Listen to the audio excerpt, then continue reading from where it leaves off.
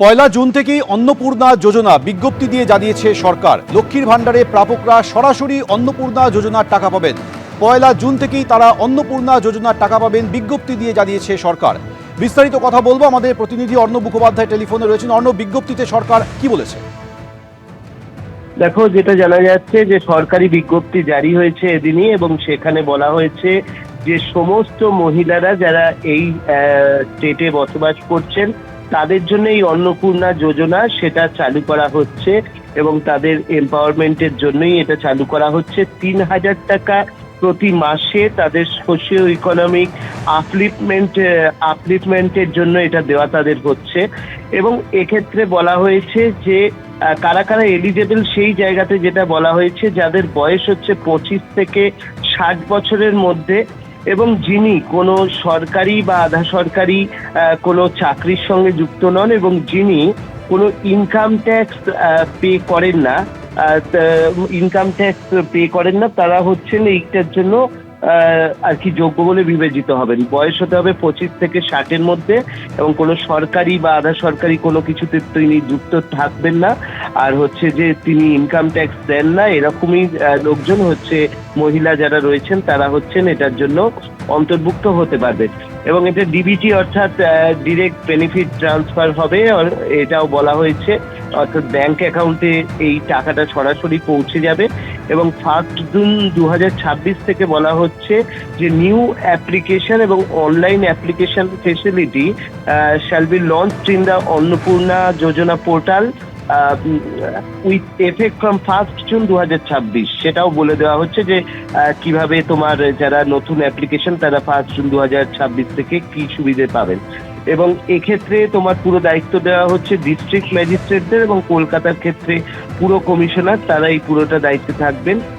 এটা আমরা জানি যে যখন বিজেপির নির্বাচনী প্রতিশ্রুতি ছিল এবং বিজেপি সরকারের ক্ষমতায় আসার পরেই তারা বলেছিল যে অন্নপূর্ণা যোজনা সেটা তারা চালু করবেন, এবং সেই অনুযায়ী আজকে আমরা যেটা দেখতে পেলাম যে সরকারি নোটিফিকেশনও কিন্তু হয়ে গেল।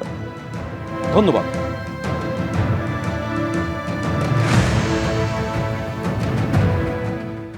চোখ রাখবো পরের খবরে। স্ক্যানারে অভিষেক বন্দ্যোপাধ্যায়ের সম্পত্তি, তার কোম্পানি এবং পরিবারের একাধিক ঠিকানায় 17টি নোটিশ পাঠিয়েছে কলকাতা পুরসভা। 188 এ হরিশ মুখার্জি রোডে শান্তিনিকেতনের লিপস অ্যান্ড বাউন্সের নামে নোটিশ পাঠানো হয়েছে। রাজ্যে সরকার পাল্টেছে, একের পর এক ফাইল খুলছে, তদন্ত কমিশন তৈরি হচ্ছে। এই আবহে এবার স্ক্যানারে অভিষেক বন্দ্যোপাধ্যায়ের সম্পত্তি, তার কোম্পানি ও পরিবারের একাধিক ঠিকানায় 17টা নোটিশ পাঠালো কলকাতা পুরসভা। সোমবারই ক্যামাক স্ট্রিটে অভিষেক বন্দ্যোপাধ্যায়ের অফিস থেকে ঢিলছোড়া দূরত্বে সভা করে একেবারে নাম করে হুঁশিয়ারি দিয়েছিলেন মুখ্যমন্ত্রী Suvendu Adhikari. भातीजा Abhishek Banerjee, lips and bounce का 14, अपने नाम में 4, पिताजी का नाम में और भी 6, 24 प्रॉपर्टी। এরপরই অ্যাকশনে নামলো কলকাতা পুরসভা। হরিশ মুখার্জি রোড, কালীঘাট রোড, প্রেমেন্দ্র মিত্র সরণি, পণ্ডিতিয়া রোড এবং ওস্তাদ আমির খান সরণির একাধিক ঠিকানায় অভিষেক বন্দ্যোপাধ্যায়ের মা, বাবা ও অভিষেক বন্দ্যোপাধ্যায়ের কোম্পানি লিপস অ্যান্ড বাউন্সের নামে কলকাতা পুরসভা 17টা নোটিশ পাঠালো। 2023-এর সেপ্টেম্বরে অভিষেক বন্দ্যোপাধ্যায় নিজেই জানিয়েছিলেন তিনি লিপস অ্যান্ড বাউন্সের সিইও। 118 হরিশ মুখার্জি রোডে অবস্থিত শান্তিনিকেতনে লিপস অ্যান্ড বাউন্সের নামে নোটিশ পাঠিয়েছে কলকাতা পুরসভা।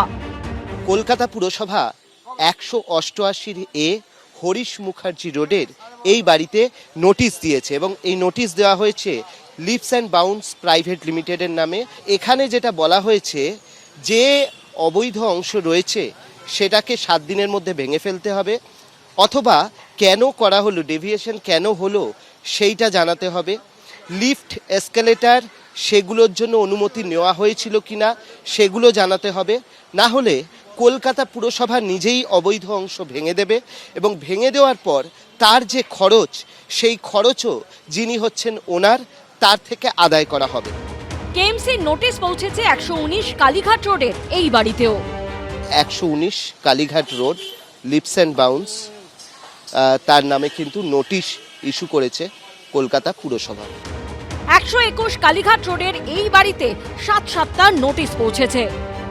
121 কালীঘাট রোডের এই বাড়িতে কলকাতা পুরসভা মোট 7টি নোটিশ দিয়েছে, যার মধ্যে 5টি নোটিশ হচ্ছে লিপস অ্যান্ড বাউন্সের নামে, একটি হচ্ছে লতা বন্দ্যোপাধ্যায় এবং অমিত বন্দ্যোপাধ্যায়ের নামে, আরেকটি হচ্ছে শুধুমাত্র লতা বন্দ্যোপাধ্যায়ের নামে। প্রেমেন্দ্র মিত্র সরণি অর্থাৎ মমতা বন্দ্যোপাধ্যায়ের বাড়ির গলিতে 3টে ঠিকানায় নোটিশ দিয়েছে কলকাতা পুরসভা। প্রাক্তন মুখ্যমন্ত্রীর বাড়ির যে গলি, সেখানে 3টে প্রেমিসেস রয়েছে, যেখানে 3জন এসএসসিকে নোটিশ দিয়েছে কলকাতা পুরসভা।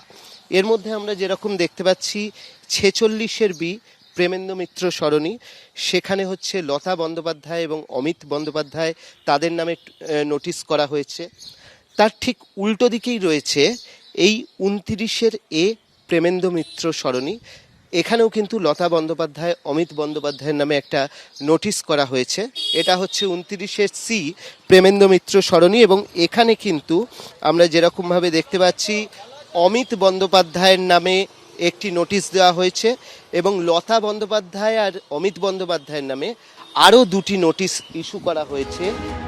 এর পাশাপাশি নোটিশ দেওয়া হয়েছে 1-এর বি ওস্তাদ আমির খান সরণি এবং 37 পণ্ডিতিয়া রোডের ঠিকানাতেও। অর্ণব মুখোপাধ্যায়ের রিপোর্ট, এবিপি আনন্দ, কলকাতা। এবিপি আনন্দ, এগিয়ে থাকে, এগিয়ে রাখে।